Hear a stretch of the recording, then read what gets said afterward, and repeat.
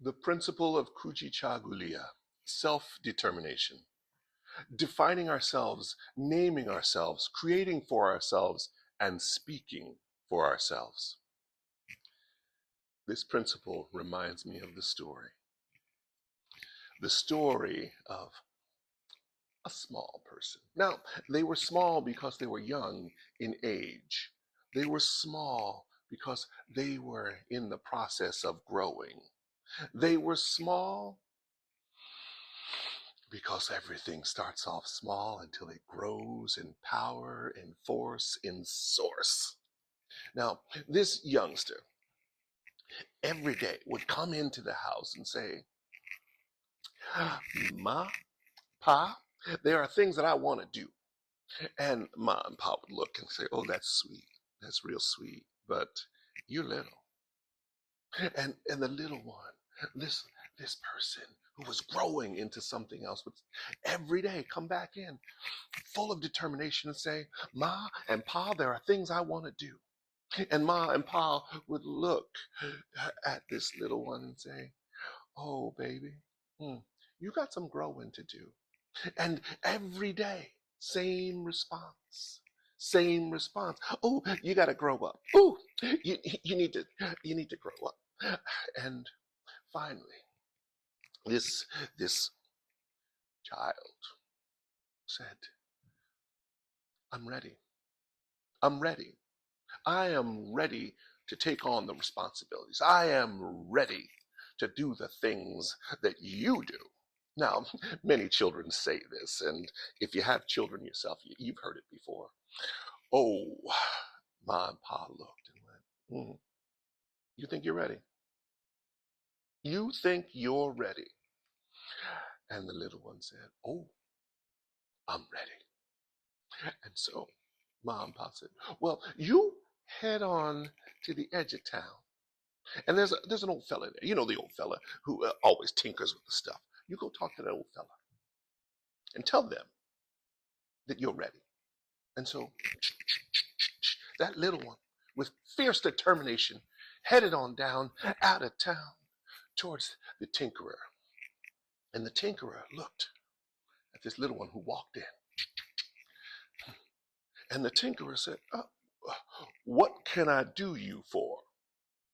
And the little one said, I am ready to make my way in the world. Oh, said the tinkerer, you're ready. Okay. There's only one task you have to do. Now, set out into the forest. Just set out into the forest. And when you get into the forest, you go find yourself the one who will give you the permission to do what you need to do. And that little one thought for a moment, said, Now, uh, hmm, hmm, how do I know who to find? Oh, oh, just a moment. I said, go set out into the forest and find the one who will tell you what you need to do. And so the little one said, okay, that's pretty clear. That's clear. And so they set off into the forest and were gone. Now, this is a little one, a little one. And the parents had sent them off into the forest. The tinkerer had sent them off into the forest. And that would seem a little bit irresponsible. But they knew what they were doing. They knew what they were doing. They figured that this little one would take about 5, 10 minutes in the forest and come running right back. That little one was gone. One day, 2 days, 3 days. And now people started to get worried, very worried, because they sent a little one off into the forest. And that little one spent time in the forest and came back. And when they came back, they were enormous. Now, they were still petite in size, but they walked with a purpose. They walked with a presence. They walked as if they had spoken to someone who knows. And the little one stopped at the tinker's shop and said, Tinker, Thank you very much. And the tinker looked over and said, oh, what are you thanking me for? And the little one said, thank you very much for guiding me to the one who knows. And the tinker said, you found them? The little one said, yes, I did. And now I'm going home. And the little one walked back to their home. They walked inside. And they said, Mama, Papa, Mom, Dad, parents, thank you. Thank you. And Mom and Dad looked at this little one who typically didn't come in and say thank you, looked at this little one and said, thank you for what? And Mom and Pop, let me tell you, I talked to the tinker, and the tinker sent me into the forest. And in the forest, I met up with the one who knows. And they guided me. They taught me. And Mom and Pop looked stunned. I mean, absolutely stunned. What did they teach you? The little one said, well, I sat there for a moment and I wanted to run. I was scared, very scared. And I could hear the sounds of the forest. And the sound of the forest was very scary. And I sat there and I thought, well, what is it that I'm afraid of? And I waited for an answer. Now, I didn't have an answer for myself, but the forest did. And so I sat there a little longer. And all those sounds, they didn't get any closer and they didn't get any farther. They just stayed there. And I was like, I was very nervous, but I wasn't afraid because I knew that someone was coming. Someone, because the tinker had told me that the one who knows will guide me. And so I waited. And then it got quiet. It got real quiet. Everything calmed down. And I heard a voice.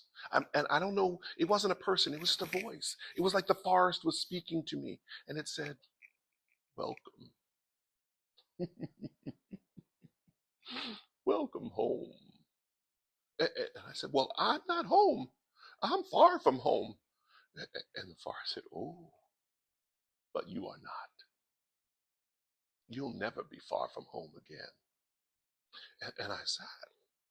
And I woke up the next morning. And someone had placed fruit beside me. I don't know who, but someone had placed fruit beside me, so I ate the fruit. And I sat and I waited. And then there was nothing. But there, I wasn't afraid. There was nothing. I was not afraid. And then a big cat. I don't know, lion, puma, tiger. I don't know what it was, but it was a big cat, and it was very scary. And it looked at me, and it said, "Are you my dinner? Are you my breakfast? Or are you my lunch? Pick one." And I looked, and I said, "Oh no, no, no! I'm not any of those things. I'm here to get the answer." What answer are you looking for?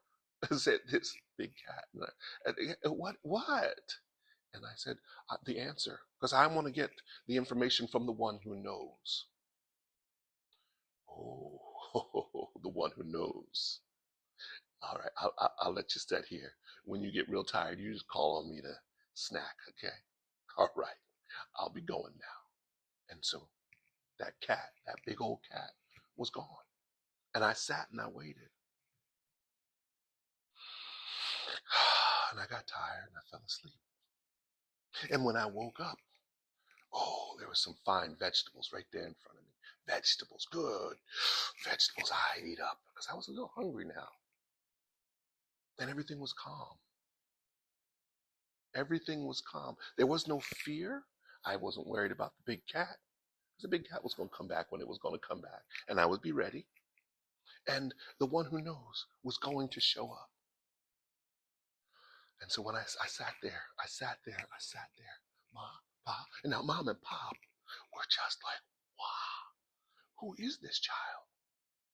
And I sat there, and then it came, the voice, this powerful voice. It was not a body, it was just a voice, as if the whole forest had spoken to me. It said, this is day 2. Stay as long as you need. Stay as long as you need. But know, when you walk out of here, you are no longer a child. You have met your fears and you've dealt with them.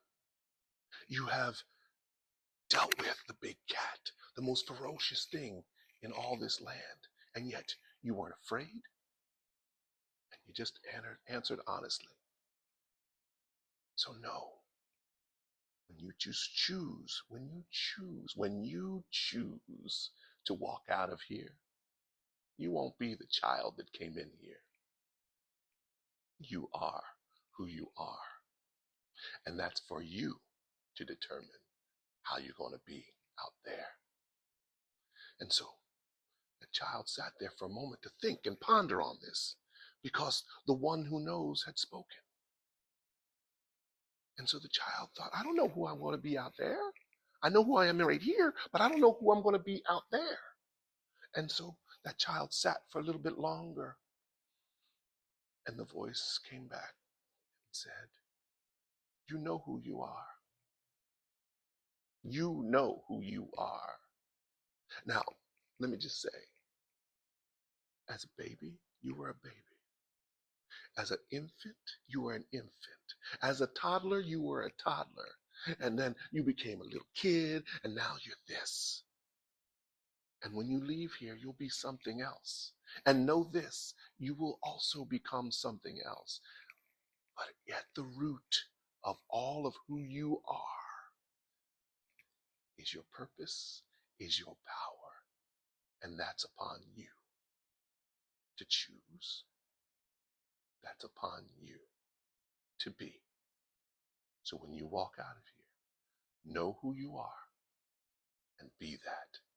Know who you are and continue to grow into who you will be. And so, the child knew. They were no longer a child. They'd been bestowed the information of all knowledge of the forest, of the animals, of the plants. They walked back out to the tinkerer and let the tinkerer know.